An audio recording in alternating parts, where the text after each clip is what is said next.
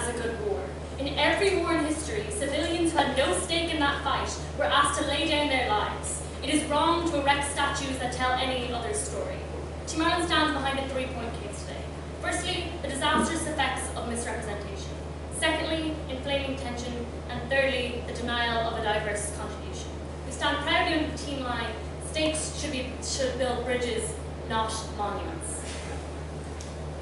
Okay, firstly, Team Ireland would like to tell you about their stance. So 1, we disapprove of the building of any new monuments or statues. The already existing ones we believe should not be maintained and should fall into disrepair, and over a long time, in a very sensitive manner, they would be taken down. 2, we would like to de-emphasize them in tourist spots. We wouldn't like them on tourist trails, that kind of thing. They should not receive any state protection nor state funding. 3, we support fair and compassionate education which explores the complexities of conflict and all past conflicts in these states. Broadly speaking, we think that history should be a larger, more crucial part of the school curriculum to better understand these conflicts. 4, to define what we mean by these monuments, we think that it's something you know when you see it. For example, in Lyon in France, there's a monument to French soldiers from the Algerian War with bloody bayonets in their hands, brandishing them at victims. Obviously, that is something that we refuse to stand by. We think that unambiguous victims such as Holocaust memorials is something that we can stand by and will continue. Okay, point 1 of Team Ireland's case, the disastrous effects of misrepresentation. The thesis of this argument is that monuments to wars fundamentally misrepresent history to disastrous ends. So why are they fundamentally misrepresented? 1, they are built by the victors. So they are built by the victors in the wake of conflicts in particular. There's an incentive for them to portray them as nobly and honorably a war as possible to show that the sacrifice that they just made was justified in doing so. 2, they are built by artists who would obviously want to portray these people in the most romantic and glorifying light. They are more likely to build something that just looks better. For example, we see the Wellington Monument in the middle of London. Like, no soldier in the Napoleonic Wars looked that great standing up on a horse, holding out a sword, with that bloody dogfight of a war. Okay, so what does this mean those statues tend to look like? Is 1, they only show one side. The state that erected them is obviously going to show a bias because they need to have this justification that I talked about earlier. And then 2, they're never going to show soldiers doing bad things. You are never going to see a monument of a soldier committing a war rape. That is something you will never see because that is something bad that you do not want to glorify, which these monuments will always do. So why doesn't that represent a war? There's never been a war in history in which soldiers on either side have not engaged in immoral behavior. Even the best case examples, such as US soldiers freeing victims from Auschwitz, engaged in looting and raping across Germany and France, as something we cannot stand behind. Why is this misrepresentation bad? 1, they are built by states who should not lie to their people. That is something that we cannot stand behind, as statues do not tell the full story, as we just explained. 2, it fundamentally disrespects the dead. The very victims that you are trying to portray in the best light are the ones who have to feel this. So for a French victim of rape at the hands of a US soldier, to see his name written up on the wall as they walk to work every day, how traumatic is that to see? 3, it fuels nationalism. So we see colonial statues in the UK. These are they're like soldiers in the Zulu War. They're often pointed to by UKIP and BNP, which are extreme right-wing parties in the UK, and it allows them to engage in things like limiting immigration. They can look at these statues, they can point at them and say, look, we are superior, we've proved that in the past, and they use this as a tool of fueling nationalism. 4, states and population tend to engage in war when they shouldn't. They see it as clean and good and easy and simple. This is not the case. This is never the case in war. This is what you make it look like when you erect these monuments. 5, soldiers themselves, when they enlist into the military in a moment, do not know what a real, actual war looks like. I'll talk about the harms of that in a moment. Yes, please. Arlington National Cemetery has the graves of Muslims, Jews, and Christians who all died as American patriots to their country. How does that ever help the narratives of nationalists? We told you at the beginning of the speech that we would allow unambiguous victims to continue. We would allow those statues and memorials to continue. We also say that, like, the things that we just mentioned, the examples that we gave you are the ones that feel national. Those that feel national are so bad that we are willing to take down other ones because we think that they are detrimental, and anything that can point in that direction is something we will not stand behind. So back onto that question of soldiers who would enlist themselves and don't actually know what a war actually looks like. So for instance, we see in the generation that went off to fight in Vietnam, they were told stories of great military victories. That people were heroes, and then they go over there and they have to help people. They have to act as peacekeepers. They have discovered that it's not actually about stabbing people with bayonets, but rather it's about solving complex conflicts, something that is not easy to solve. And they have to go over there and do that. That makes them bitter and angry at the people they're supposed to be helping. So then there are things like the My Lai massacre, where atrocities in Iraq become so much more likely to happen because they are bitter and angry, because they don't understand what a real war looks like, because of this glorification. So this is so important because education cannot fix that misrepresentation.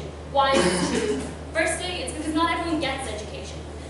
Not everyone will study history. Some people choose biology, though I don't know why. So these wars are complex things to teach as well. It's not very easy to go through these things. It's not very easy to look at the facts and consider that maybe we were wrong in the past, maybe our state wasn't 100% right. So that means it takes time to teach these things. And then two, there's the things that we erect as monuments are symbols and they're glorified imagery. They have a much greater power than what this education will have, because people latch onto them much easier because they are simple and because they leave a glorifying image. They're inherently more likely to believe something good about your country than bad. They reject the education. They see statues at a very young age. This is something that they can grab onto. Okay. Before I get on to my second point, yes, please. At the point at which you allow private individuals to set up their own memorials, what stops UKIP from creating their own nationalist memorial when the state skips from its responsibilities to do so? It's very simple that we're not going to give them land to build a memorial in a public place. It's not the same when you don't have to walk past in a public place every day. To see it on your way to work, it's very different. It doesn't have the same detrimental effect that we're talking about here. Okay, point 2 to Martin's case, inflaming tension. The thesis of this argument is that even if those statues could accurately represent conflicts, they inflame conflict and tension. Okay, so where we believe that this debate is the most impactful is these, in the short term, and it's particularly relevant, is the states that, one, who have undergone civil conflict recently, so for example Sudan, already have a number of statues erected even though they've recently gone through conflict, or two, there are states where different ethnic groups have engaged in conflict in the past and continue to live there in the future. So we see this like Muslim Bosnians in Croatia and Catholic Croatians. So what do these memorials mean for those countries? It means that, one, wounds were still very fresh. They are likely to become focal points of conflicts. We saw this in Ireland when we lost over 300 lives when the IRA, a terrorist group, blew up Nelson's monument in the centre of Dublin. The state was complicit in these deaths because they allowed that monument to stand even though they knew it would be a spot of conflict. And then two, even in the less extreme instances, it still creates division and tension between those communities. If on the side that you came out victorious, you're more likely to believe that you were right, and for those are just going to discriminate against people. So this is obviously bad. So because states should build bridges and not monuments, Team Ireland proposes. First speaker from proposition team span 8 minutes, 7 seconds. I thank the first proposition speakers for their speech.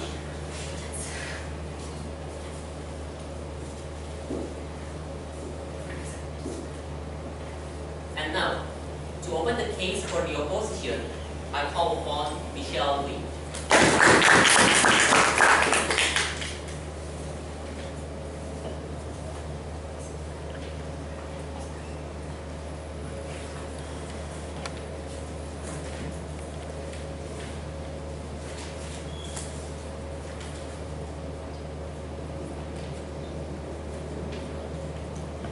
It was the 100th anniversary of Passchendaele just a few days ago, where 500,000 British soldiers died.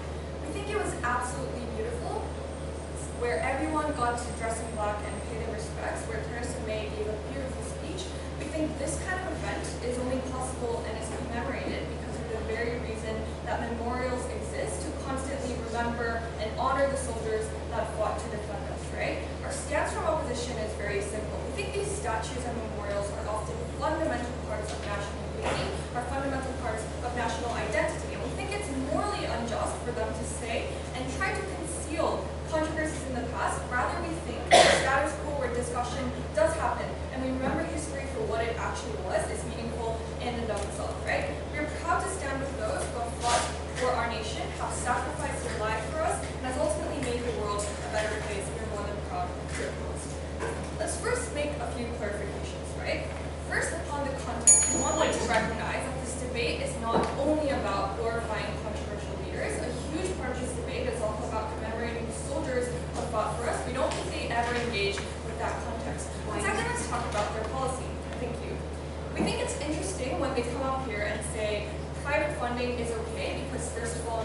get to see privately built monuments or whatnot. No, we don't think that's true. People have land. A lot of museums are private. We think at the point in which we're supporting privately built monuments, the principle crumbles, right? But we have a few problems with privately funded monuments. First of all, we think it is the government's responsibility to build these monuments. Why is this the case? We think in most cases it was the governments that sent out soldiers, it was the governments that sent out these military campaigns. The least they can do is commemorate them.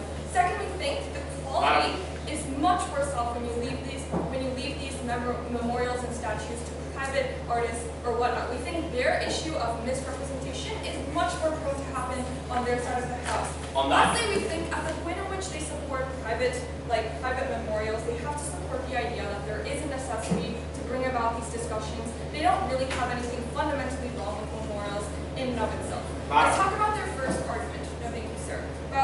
She talked about quite a few things here. First, she talked about misrepresentation. No, Mr. Speaker, we don't think that misrepresentation happens. We don't think that monuments are always built by the victors. And we also recognize that wars are not just about the American Revolution. It's about independence fighters in which colonialized nations fought and defended themselves to liberation. We think those are the kinds of memorials that we're also talking about. So we don't think misrepresentation always happens, nor do we think that victors are always the ones that get to glorify their side. Sure. You think national unity is good. I think governments think the same thing and would probably be willing to lie for it. Would you be willing to lie for it? Okay, look, we think national unity is good, and we think that spurring national unity because of these memorials is a good thing. That's actually something I'm going to talk about later. I'll explain that later in my argument. Second, about state bias.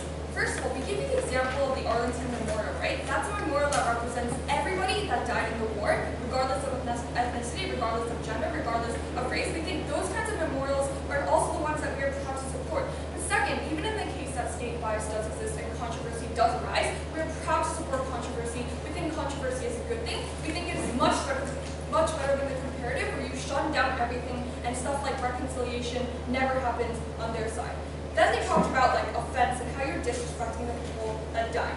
First, we think that there are already checks and balances and a self-check mechanism to know rationally what is right and wrong. Realistically speaking, you're not going to go to a memorial and think and get inspired to go on a war because you think it was such a good thing. We think people already have the rationality to self-check within themselves. We think society also has rationality to condemn memorials that are specifically targeted to the victims. We think we already have that in place. No, thank you. But also lastly, on tensions. We think, first, we want to recognize that memorials are also often dedicated to victims, and we think the comparative in which you shut down everything and never allow discussion to happen, never allow discourse to happen, is much worse in terms of tension, in terms of animosity, whatnot. We think also many of these harms are not exclusive to our side, because we also have to recognize that in the status quo there are a plethora of other things that remind people of history. We think that's the very reason why we have history classes. Those are the things we are proud to support.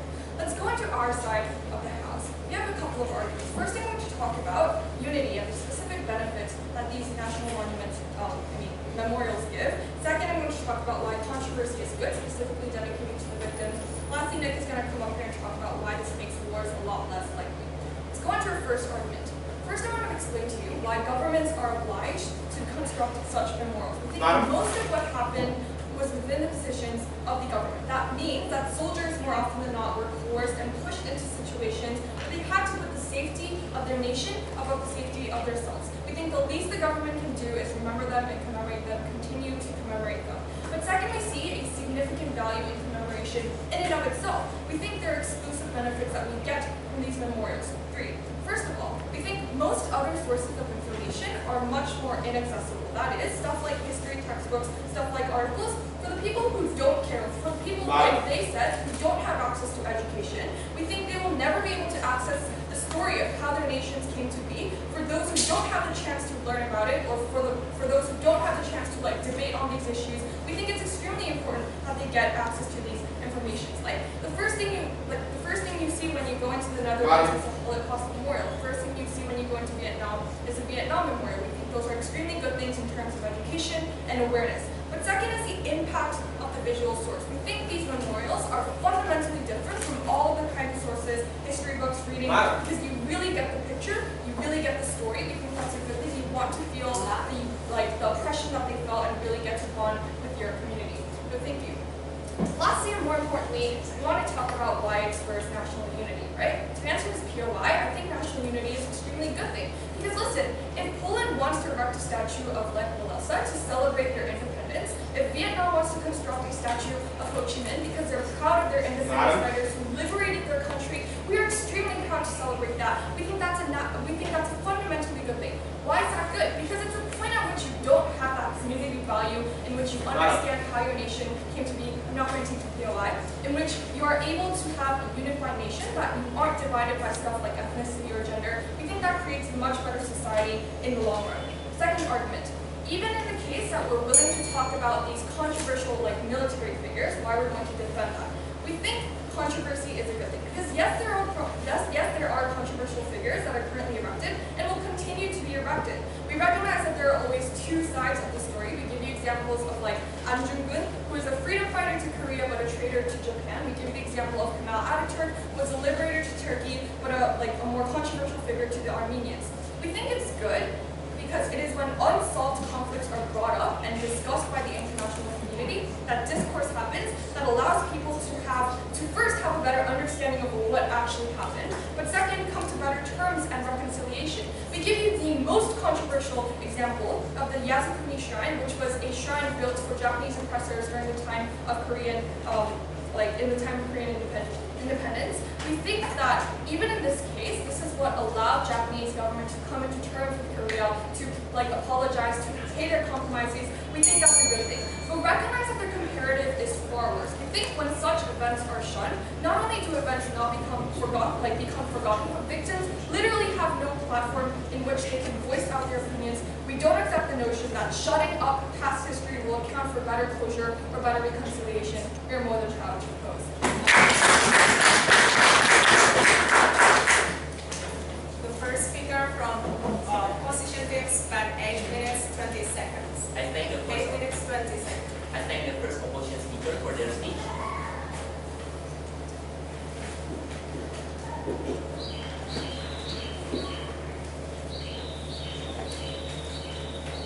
And now, to continue the case for the proposition, I call upon Sarah.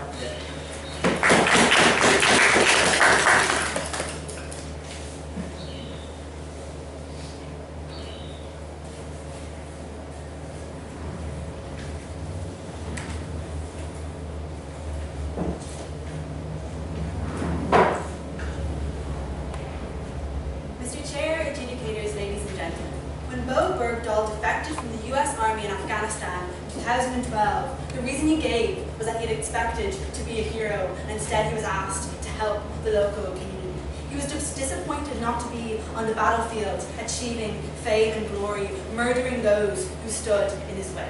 These are the people that this opposition encourage to join armies. These are the kind of wars that this opposition encourage in the long term. These are those we think we get less of on our side. I'm going to be dealing with the third point of Team Ireland's case, which is the denial of diverse contribution. We do this under the Team line. States should build bridges, not monuments. Before I get on to that third point, I'm firstly going to look at responses to what they told us about our case, secondly responses to new material from theirs. Firstly, in terms of our case, the first thing they wanted to point out to us is that this is a debate not only about controversial wars. Recognize firstly that we could have been bad and picked a really controversial example. We talked to you about World War II. We explicitly talked to you about the Allies freeing Auschwitz in our first speech. We think that was a huge mischaracterization of our case. But moreover, we say that we gave a huge amount of analysis, no thank you, as to why all wars are necessarily controversial to a lot of people, and why that these kind of monuments are necessarily harmful to those people. Because civilians are killed in all wars. Because the state has to lie to the public when it constructs a monument in marble, but necessarily cannot tell all the nuances of an incredibly complicated event. When you've got worse wars in the future because those wars are glorified and people don't know the actual hardship of it, so it's far easier to convince populations to consent to those wars than it would be had they not had that psychological idea of wars being good and soldiers being glorified that our first speaker told you about. Moreover, fourthly, because you get worse soldiers, you get the people like Bo Bergdahl that I talked to you about in my intro, who buy into that idea of glorification, buy into that idea of being the hero that their country needs. That's not what we need. That's not not what we stand for on side proposition. The next thing they told us is that when we told you that these monuments are misrepresentative of the nature of war, that just wasn't true. Firstly, that was an assertive response, especially when we told you the incentives for why they are necessarily misrepresentative. When we told you that the victors of wars are the ones that build the monuments, they have an incentive to paint themselves in the best light. But moreover, that it's just not a good monument to have something which shows a lot of complexity. Monuments are supposed to tell a clear and simplistic story that people are able to understand clearly when they see it originally. For example, the Wellington Monument. It's a monument of strength, of national identity, of being strong, not a monument about what that war actually looked like, what the reality was for people on the ground. On the idea of divisions, which was Team Ireland's second point, we got a massive concession from this opposition when they told us that different historical figures were of different importance to different people in different countries. That is a concession at the point at which minorities exist within countries. The person who thinks of that figure in a different way than the majority does in that country is necessarily hugely disadvantaged by being forced to see that person on the street every day, by being forced to see a statue of that person glorified, knowing that that person perhaps victimized their families, their culture, their friends. That was a massive concession. It means all of the things we tell you about inflaming tensions, the example we give you about state complicity in violence as a result of those monuments all stands. They've never dealt with that. Moreover, though, the example they gave us simply wasn't true, because Japan hasn't apologized to Korea about war rape, that the President Abe still visits the memorial to the exact soldiers who committed those atrocities every single year. Those kind of tensions do not get solved on their side because of the massive misrepresentation we talked to you about and went unresponded to. No thank you. So what about their case? The first thing they told us is that private memorials are going to happen and that those memorials are so much worse. The first thing we tell you in response to their point of information is that that's going to have to happen on private land, so necessarily it has less of a cultural and psychological impact, which we talked to you about in our first point. When you walk down the street and you see these kind of things every day, even if you don't think you buy into the idea of glorification, that works its way into your subconscious and it becomes something you subconsciously believe, makes it harder for you to believe objective history because it's just something that you see all the time. It's a clear message, it's something which is easier for a lot of people to understand than the complex nuances of history. But moreover, more than that, we tell you that even if private museums were as bad as public ones, which we don't think they are, we tell you that it's bad for the state to be complicit in the kind of violence that occurs on public spaces when they fund those kind of projects, when they inflame those tensions for themselves. It's not good enough to say other people will do it as well. But thirdly, in response to this, the people who go to private museums are very different to the kind of people who are forced to see these public monuments on a day-to-day basis. They're one of two people. Firstly, the people who already believe that these individuals are glorified and who already succumbed to the kind of flaws that this opposition talks about, who are going to actively seek out going to a museum run by UKIP to commemorate the Napoleonic Wars, which firstly we just think is a bit ridiculous. UKIP wouldn't spend its money on that. But people who went to that would already believe that narrative, because other people simply wouldn't pay in to go to a museum about something else and they're not very interested about history. You're not going to culturally and psychologically impact a huge amount of people through those kind of private museums. The other group of people who go are people who are genuinely interested in history, probably know a lot about it and are able to protect themselves from that. On the idea of national unity, they tell us that it's important to states. We tell you if that's true, why isn't it enough to kill for? Why isn't it enough to get all the harms we asked you about in our first speech? Their assertion that discussion exists in the status quo is just that, an assertion. We don't think it does. We brought you examples of those tensions becoming inflamed, of the most privileged continuing to be advantaged. So on to the third point, on Team Ireland's case. And the thesis of this argument is that these monuments create false narratives of history at the expense of minority groups. First, I just want to deal with the education question within this point, because we told you in our stance in our first speech that we would like to have more education, we would like that education to be better, we think that's something we can do, we think we can educate people on history better. You simply cannot get the nuance in history through one marble statue, through one commemoration, through one aspect of glorification. I think you can get that through history. No thank you. Why do we think the false narratives are necessarily created by these kind of black and white monuments that are created on their side? I'll take a POI at some point in this point. As our first, yeah, go ahead. Why do you think that commemorating soldiers who fought for our liberation is unjust? Okay, this is exactly what I'm going to explain right now in the context of things like colonialism. Why we think that minorities are necessarily always left behind when the stories that are told are black and white and don't actually help those. But even if you could prove that in some circumstances, it was good for colonialism, we think weighing in terms of this debate, you get worse boys and all of our harms stand. We think the key figures and leading groups, people who are recognised, are likely to be the ones that are valorised and glorified by these kind of statues. Who gets because they're recognised because they have symbolic value? Who are the people people that get left behind.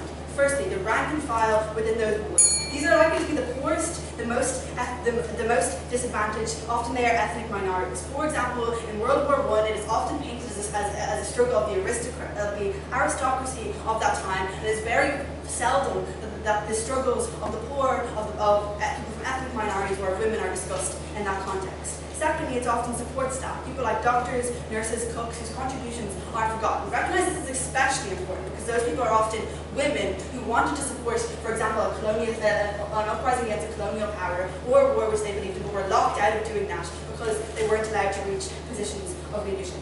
What does that mean? It means that national identity is increasingly constructed around traditional power structures of the white countries or the ethnic majority, of the privilege of the people who have money and the people who are able to reach leadership positions. That means even at their very best case scenario, when you get memorials to colonialism or things which they aren't controversial, which we proved to always are a little controversial, you leave out a huge number of people. National identity is never inclusive. It only helps the most privileged on their side of the house. Because states should build bridges, not monuments, incredibly happy to propose.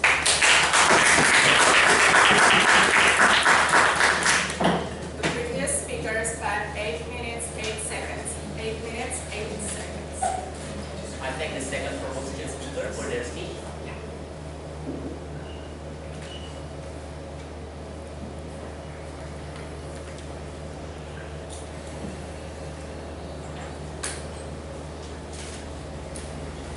And now, to continue the case for the opposition, I call upon Nicholas Kim.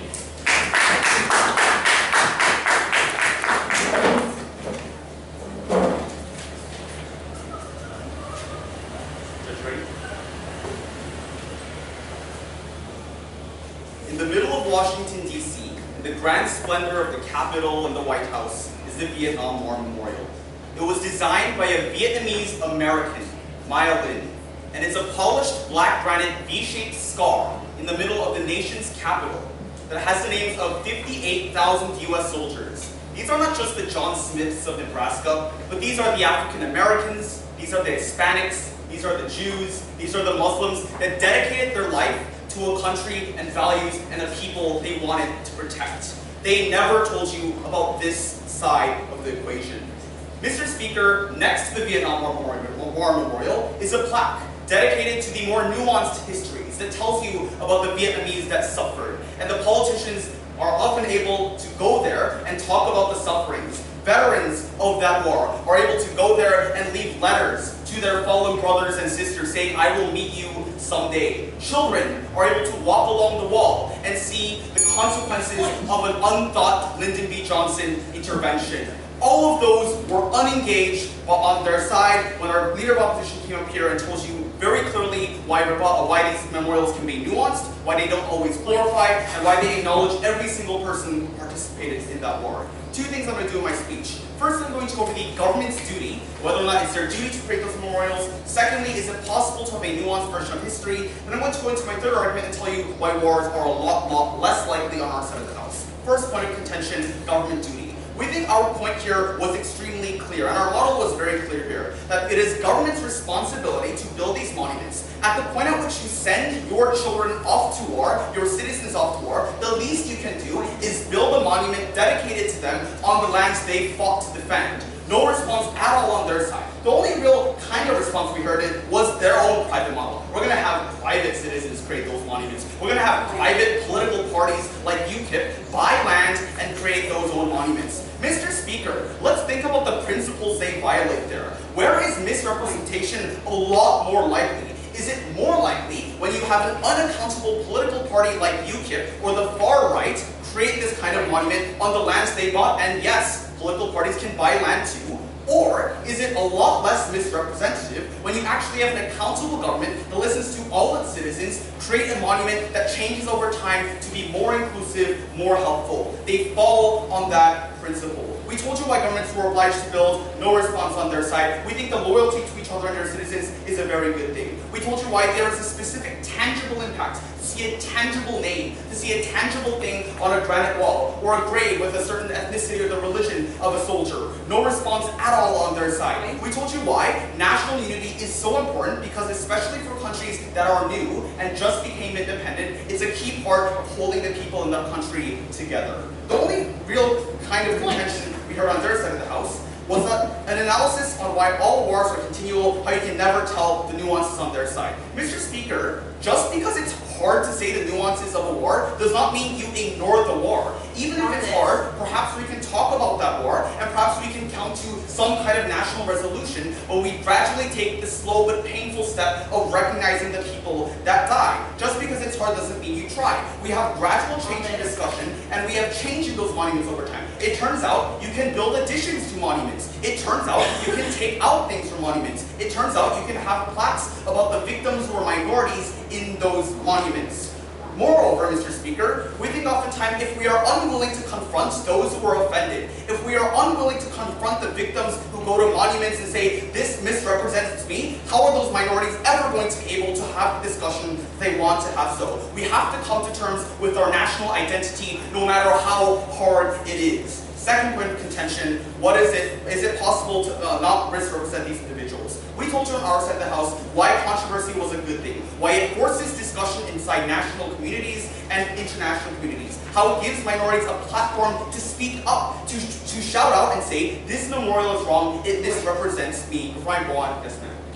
How do those minorities ever get that kind of capital when the people that they're attacking are those who've been glorified by the monuments you stand by? They're able to do so because those minorities oftentimes are strong representatives within that national group. So for example, if a Hispanic minority within the US doesn't like the fact that their own contributions aren't being recognized at the Vietnam War Memorial or the Arlington Cemetery, they're able to lobby their politicians within that district and lobby to do so. We think that in many cases, majorities are very receptive today to minorities getting equal treatment. They have to explain to us why an American or a British person or an Australian person would necessarily reject the notion of an Aboriginal or like a different person or an Indian person who was forced to fight on that war wouldn't be recognized. We think that's simply an assertion. And we gave you our self-correcting mechanism.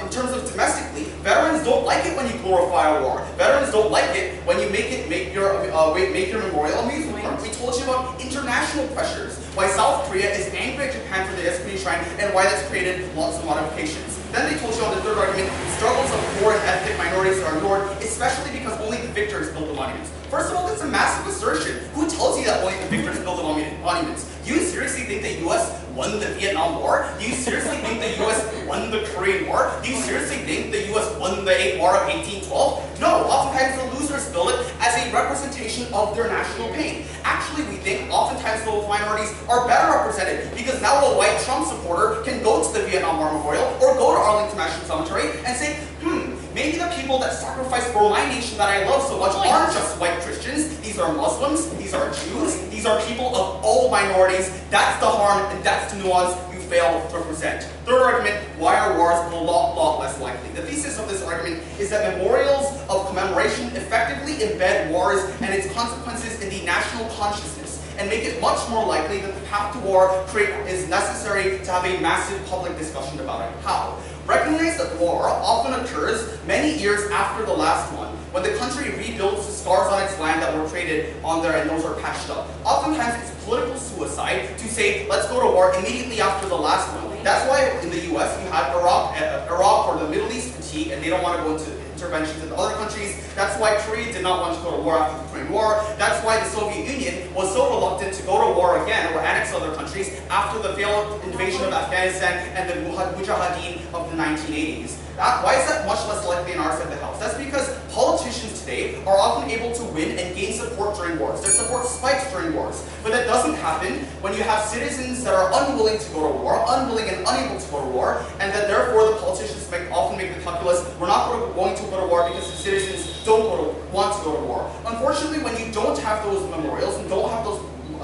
reminders on their side of the House, it makes it much more likely that those countries will go to war. Because a 23-year-old man who's full of testosterone is not going to be able to see the memorial where his brothers have their limbs amputated. Because the child who grew up without ever knowing the scourge of war is never going to be able to read the letter of a student soldier whose rifle was taller than him. Those are the stories you are unable to have on their side of the House, and that's why in countries like Japan and Germany, where those stories are part of the national consciousness, where you have those memorials being part of the education curriculum, where children go every single year, you see oftentimes that they're much less likely to go to war and have a public discussion. That's why last week Japan's defense minister resigned because because she tried to expand her country's military, without having a national discussion. That's the kind of empowerment we have for pacifists and people who want to think before they go to war. Mr. Speaker, on our side of the House, these memorials will always remind us of war, even when the deceased war veterans no longer can. We are so very proud to propose.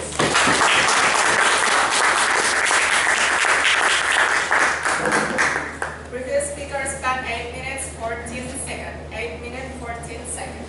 I thank the second opposition speaker for their speech.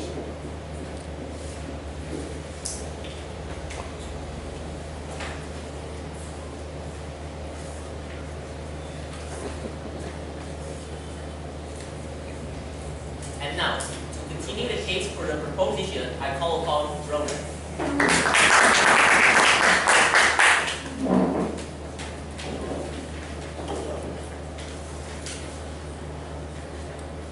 Mr. Chair, adjudicators, ladies and gentlemen, the worst episodes in human history are characterized by the powerful lying to the powerless. Lying when they tell them wars are simple, they are glorious, and they are black and white. Team Ireland's contention today was simple. Symbols and monuments are an essential mechanism by which that is achieved. Crucially, that is much harder to do that when you're talking about education, because all of their benefits around discussion, all of their benefits around unity, are things we can capture by doing other things. The specific problem with symbols and monuments is they can never be representative because of structural and incentive reasons. In a way, for instance, education, or for instance, even their own example of having a day to talk about something is more likely to be representative, because you can have a conversation on that day, whereas you cannot have a conversation with a statue.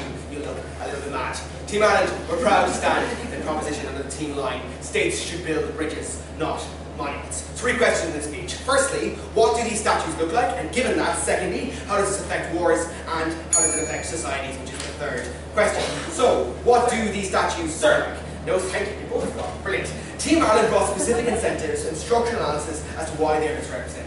Crucially, this is never engaged with in any meaningful sense. In fact, they concede some of this when they say, oh well, look, you can get in contact, you can empathize more with a statue because it has a symbolic power. That is bad because that simplicity that they love is the very simplicity that allows all of the harms that we explained to happen. They said, we told you they were built in the wake of conflicts. They said, well, the US didn't win the Vietnam War. At the end of the Vietnam War, right, millions of Vietnamese lay dead, but those US soldiers and the US itself got to go back to their homes. They got to build massive monuments because they had that money still. Their country wasn't in ruins, right? But look, the Vietnam War Memorial would say actually lies out, it's perhaps, first of all, like one very specific example. And listen, we can say that look, maybe that was one example, but the vast majority of them are not good. We give you huge numbers of examples of not good examples, and incentives as to why, in the vast majority of cases, they are likely to be bad. And also, I really don't think the benefits that they get, if they are good, are that big, or at least massively outweighed by all of the harms we bring if they are bad, and they are likely to be bad in the vast majority of cases. We told you secondly that statue builders and artists are not historians, so they can't portray something good. They have an interest looking good because often that's part of their career. We also told you that symbols override education and they make it harder to have an educational discussion. Because now it is something you saw walking down the street when you were a child, and when someone challenges you on that, it's part of your identity. And when someone challenges your preconceptions, for instance, if a British person thinks that the empire was good because they walked past a statue which glorified that empire every day, even if in a classroom they are challenged on that, they are so much more likely to reject that information, and indeed in the long term it means that information gets shut out altogether. The 4th thing we tell you is around whitewashing, and here's a term that I've made up, man-washing. I think it's going to catch on. But anyway, listen, there's detailed analysis we give to you as to why this is the case. It's structural analysis. Right? Their response to it is, well, actually minorities have a huge amount of power. It's like, they're really optimistic with this. It's very difficult to believe, it's just massively absurd. I tell you actually that in most countries around the world, minorities have limited political power. And if they go to a statue that everyone loves, it's part of everyone's identity, and they're like, oh, can we change this? I would tell you that like recent cultural shifts indicates to me that minorities demanding things like that typically result in huge amounts of backlash. It's very simple demands of minorities in the United States, resulting in the election of Donald Trump, that sort of cultural backlash. I think that characterization of the world is one we all know to be massively optimistic and also false. Sir, no thank you. Here's the point, right? Aside from all the analysis that Sarah gives you around, for instance, whitewashing, and how that happens for structural reasons as to why the powerful build those in the first place, and so those statues remain in place. Statues which are marble can only depict white people. And I know that sounds a little bit, but it's actually true, and it's the case, right? So in the vast majority of cases, this is a whitewashing instance. There's a lot of discussion around, and it's structurally true. Anyway, look, we also said that they only show good things, and they don't respond to them. So what is the fact? They say, well, look, private monuments really nice. Firstly, they're not in a public space, and they say, well, private can buy land as well. Look, if Nigel Farage wants to build a statue of the Empire on this estate which only he can see, and he looks at it like, oh, that's brilliant, and nobody else walks by it, I mean, good for him, right? That's not our problem. That's something he gets to do on both sides of the house. And also, we probably stand for things like not having it facing towards the road. That doesn't seem like something we can't do on our side of the house. It was ridiculous event to make this the comparative in the debate. They said, well, look, we need to commemorate soldiers because they were asked to engage in wars, and the state sent them off to war. Firstly, if they engage in something like war, right, I really don't think we do. But in terms of evaluating the contribution of the soldiers, I would tell you that if you look at education, you attempt to educate people, and you say, well, look, this soldier, it was a complex story, you allow people to commemorate that because they can make up their own mind. They can decide, actually, I do admire this person based on the facts, not based on a simplistic understanding of that person's life, that person's contribution. What's your view? When a state-funded memorial can never, on your side, capture the nuances of a complex war, how can a state-funded 2-hour public education course in the Vietnam War ever capture it better? Yeah, because it's 2 hours long and facts are explained. I think that's pretty clear. That's been our whole case, right? So I think that POI is not debated anymore, to be perfectly honest. So, second question, how does this affect wars? We told you that for very specific reasons, these gave people a toxic conception of what war looked like. One, because they look clean and easy to publics in general, so they are less likely to go to the war in the long term. And secondly, because soldiers look at those heroes, particularly, and this takes down their analysis and their flippant response, which we get in the second speech, was like, look, people are rational, and so they will look at that in a rational way. Firstly, not all people are rational all of the time. In fact, many people targeted for military recruiting are people, for instance, who come from poor backgrounds. We're very receptive to that message of being a hero. But also, because of what I told you about how people internalize these messages when they are children, it is very likely that that doesn't become a rational part of how you understand wars because it's so ingrained in your identity. So that response was flippant and it didn't stand. The second response which came out in that last speech was that, look, you allow a national consciousness of wars to develop. Why then did the US go into Iraq even after Vietnam happened? And that's their very best example. I'll tell you why right now, right? Firstly, because education does so much better in terms of engendering the national consciousness. People actually telling their own stories, true stories, factual stories that come out of someone's mouth are so much better for establishing that kind of thing. Winning this point, I think, wins us this debate. Because the Iraq War resulted in literally Iraq and Afghanistan resulted in about 1 million people dying. If less of those sorts of wars happen on our side of the house, if less atrocities happen on our side of the house, even if they win national unity, I think we've won this debate, because that is obviously so much more important than national unity. But we also won national unity. Why was this? Because we gave you extensive analysis as to why this created division. Specifically because of the simplistic nature, this is the third question, by the way, around societies, specifically because of the simplistic nature and messages that are propagated by these statues. So what they needed to do to prove their unity point was to prove that somehow more discussion or controversy or input of the input of immigrants or ethnic minorities happened as a result of statues as opposed to as a result of their example, for instance, of having a day when you talk about something or education in general. They couldn't do this, right? Because we gave you systemic analysis as to why, because you internalize that message when you were a child. Because it is simple, because it is easy to understand, and because ultimately it's something which is very likely to happen. But even if they want this, right, I'm just really unsure when national unity is good at the end of this debate. They assert that and they don't finish that link off for me to believe it's good. So, ultimately, we were proud to stand with the team line. States should build bridges, not monuments. Thank you very much. Previous speaker spent 8 minutes, 2 seconds. 8 minutes, 2 seconds. I thank the third provincial speaker for their speech.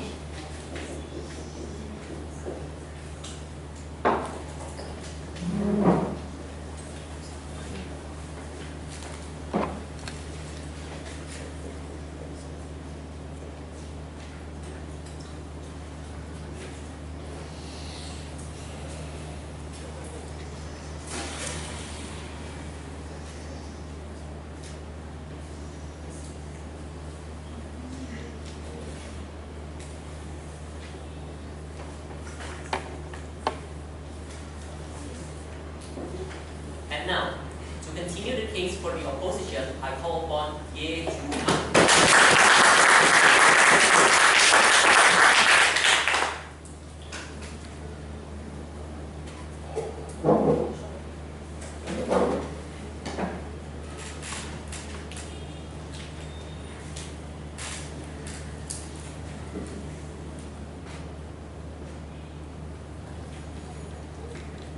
Ireland makes it sound like opposition doesn't stand for education. Obviously, that is not true. We think that there is a value that these statues and memorials offer that is greater than education. Of course, we support education, but we think there are certain things education cannot cover. What is that? We think that war is oftentimes seen as a political tactic and a part of history, but not something that influences individual lives. We don't think a historical education can ever cover that. We think we provided to you from the leader of opposition speech and told you that visual impacts, individual stories, the focus on individuals, that is what war memorials are basically about. That is why we're extremely proud to oppose. This debate comes down to two things. First of all, we're going to talk about the idea of commemoration and its impact. And secondly, we're going to talk about the idea of glorification and its impact. So firstly, for commemoration, they basically dropped their case by the Prime Minister's speech because the Prime Minister basically said, oh, it fuels nationalism, and that's where their analysis ended, without ever telling us why that's actually a bad thing. And then Government Whip suddenly comes up and says, oh, we're going to co-opt your national unity value too. We think that's pretty inconsistent. We gave you a consistent stance telling you that national identity is something that is good. Michelle told you why it oftentimes decreases division within a nation.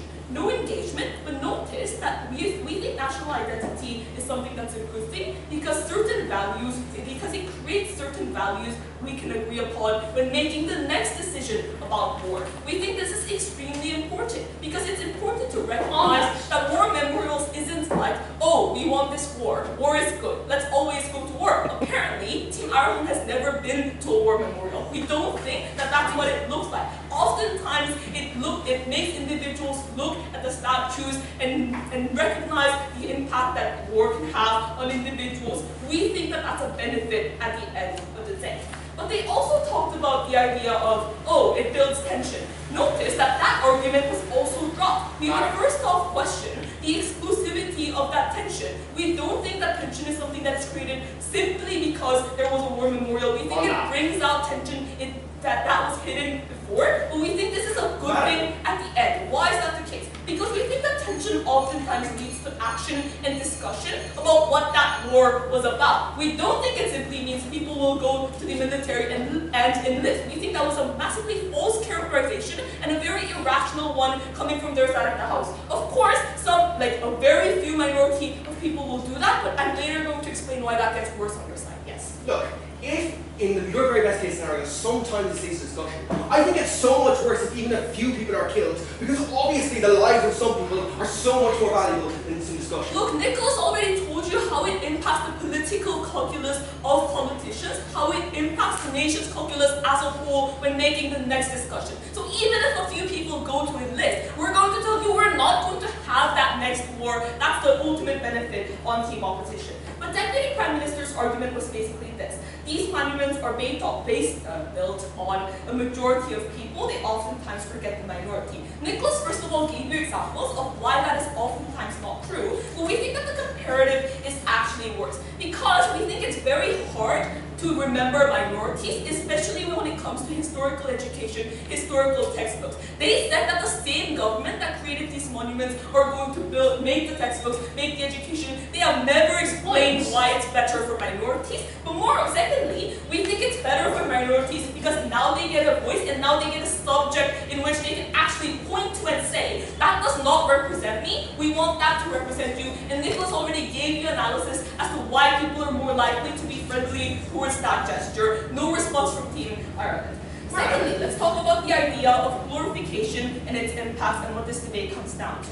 Prime Minister told you that there is misrepresentation, so it is bad. First of all, we told you that oftentimes the narrative is different from, oh, we want a war, let's go to another war. We told you that wars are oftentimes built, war memorials, not wars. War memorials and statues are oftentimes built by countries that have lost wars, but even if they did not lose, even winners face consequences as a result of that war. Even winners face death, and the people who are standing as statues, people whose names are inscribed in that stone, are the people who have died, people who have suffered as a result of that war. Even winners of the war and people who have won the war can recognize when they go to a war memorial that even if you win the war, people die. Not only just people I don't even care about, but friends, families, my grandmother, my grandfather. These are the people you can recognize and feel that have actually died in these places. We think that that's the narrative we carry. But we take you at your best and say, like, even if it was misrepresented, we don't think that that's where the story ends. Because oftentimes we think that if something is that controversial, we think there's always a counter-narrative that wants to address that statue, that wants to address that war memorial. And oftentimes we think that there's a self-correcting mechanism in which countries can decide for themselves whether they want to celebrate that war or not. That is why we see that the German government never builds a war memorial that commemorates or celebrates the Nazis or Hitler. We think that these kinds of self-correcting mechanisms are something that is ultimately going to work in the end, but even if it didn't work, we think that the process is valuable because that is the process in which people assess the meaning of that war to them and decide whether they want another war or not, decide whether they want to make further sacrifices or not. But we responded to you and said that even if you glorify, we think it's a good thing because it creates discussion. Their response basically was, oh look, Japan still hasn't apologized to South Korea. First of all, we would say that the Japanese government has paid compensations. We don't fully agree as to the amount of compensations, but we think that but we think ultimately the reason why it was able to happen is because we could see Abe go to that Yasukuni shrine, and the South Korean people can say, look, we don't tolerate that behavior, we don't want you to do that. We think that war memorials, even if we take them at their best and say they're always controversial, we think that that controversy sparks up discussion as to what should happen between two countries. We don't see the comparative on their side. They have never told you why this discussion, this compensation is something that can happen on their side.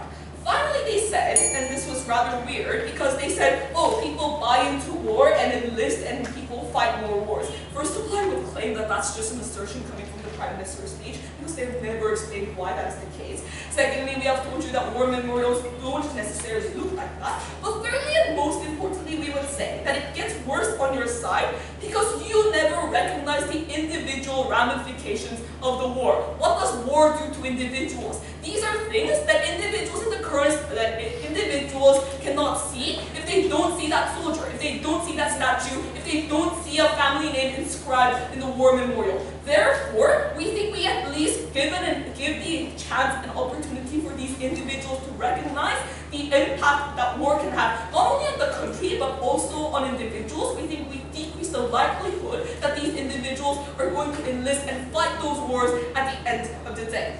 Therefore, we are the side that stands for valuing the individual impacts of the war. And if you agree with that, then you vote opposition. Thank you.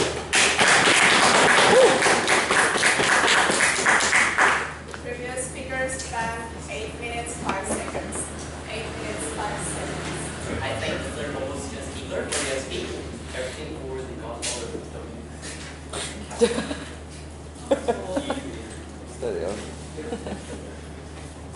We now move to the team's 4-minute concluding reply speeches. To deliver the opposition reply speech, I call upon Michelle.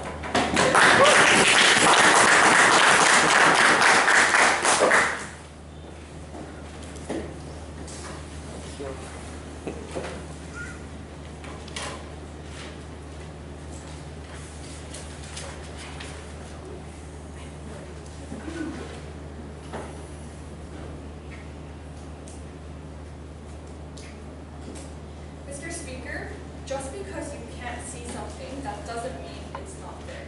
We told you from the very beginning what these memorials are comprised of, what they represent. They represent things like national unity, they represent things like national identity, and how a country came to be. We think we have the chance and ability to commemorate our soldiers, our military leaders, because of things like memorials, because we have reminders in the status quo of things that happened centuries ago. We are proud to propose that idea. two main reasons why Team Ireland loses to today's debate. First of all, we think they had a fundamental misunderstanding of what war memorials are actually like and the impacts they have. Second, I'm going to compare their best case scenario and our worst case scenario and prove to you why this is the upper hand. First of all, we think that Team Ireland today gave us an extremely disingenuous characterization of what monuments and memorials are like.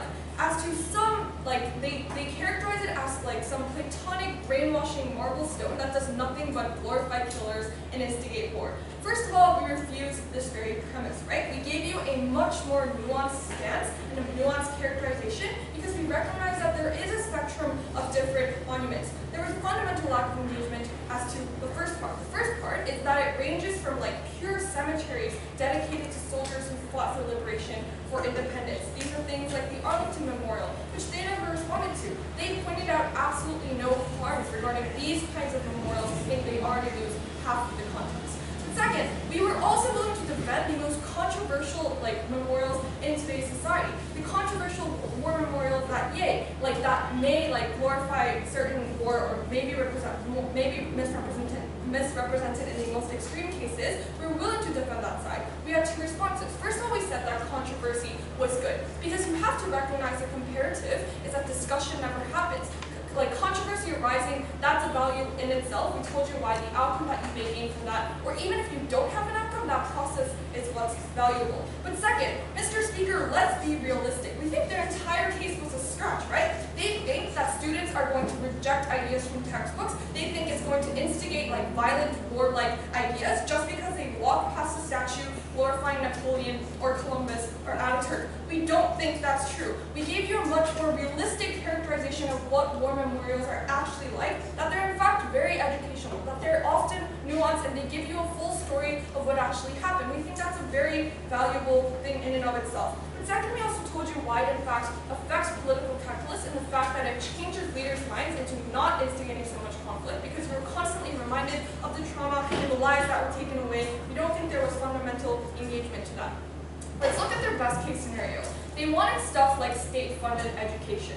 First of all, we have a clear question, is that how can a state-funded education be any more nuanced than a state-funded memorial? Because note, and this is really important, the answer isn't that one is 2 hours and one is 5 minutes. The answer is about the intent, right? They wanted to talk about the intent, about how governments constantly want to glorify and shut out certain perspectives. That exists under any representation of a war memorial or whatnot. If that characterization is true, we think that applies to everything else. All of their harms will exist on their side. But we also told you why these war memorials are intrinsically different from any other form of education. There's a reason why they exist. It changes the dominant narrative that war always has a victor, that war is glorifying. It allows people to directly experience what truly happened. We think that's a massive benefit on our side. But second, talking about the victims and the minorities. Here's a comparative. Their comparative is that victims and minorities are especially and often not even remembered, right? There's always a problem of minorities never being represented, but even if they are, we think it allows them to talk. It allows them to have a platform in which they are able to give their side of the story, which they never had. That doesn't happen with state-funded education. That doesn't happen with textbooks. We think our side of the house is the one that is ultimately willing to support the people that defended us for centuries. We're willing to commemorate those who have fought their lives for us. We're more than proud to oppose this.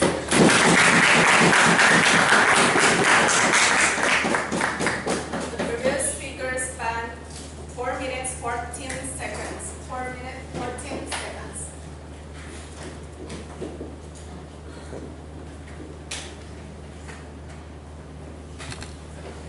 And now, to conclude the case for the proposition and the debate as a whole, I call on Sarah.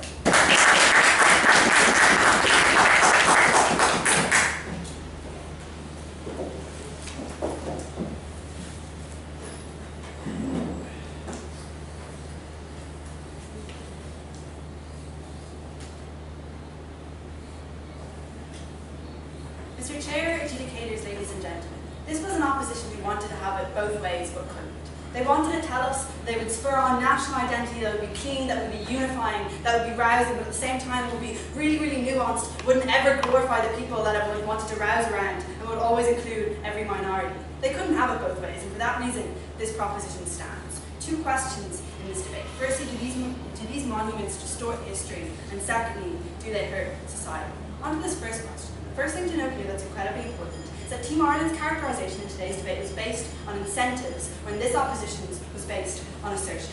We told you it was clear that these monuments did distort history because you can first never portray nuances because it's impossible to do so by just like a piece of marble or a clean and simple memorial, which is what these look like. But moreover, we brought you a number of incentives as to why states would tend to build them in a way that was necessarily mischaracterized.